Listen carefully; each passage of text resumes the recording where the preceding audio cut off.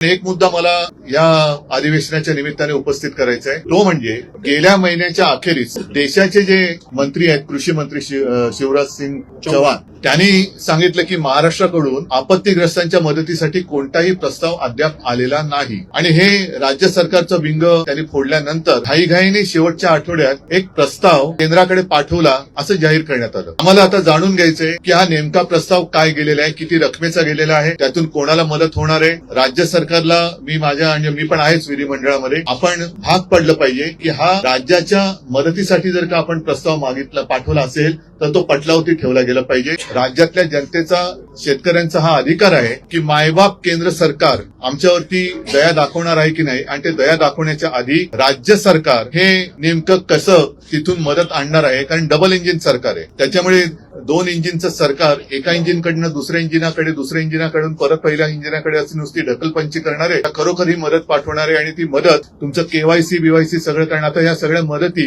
त्या खातरजमा करण्यामध्ये अडकलेल्या आहेत.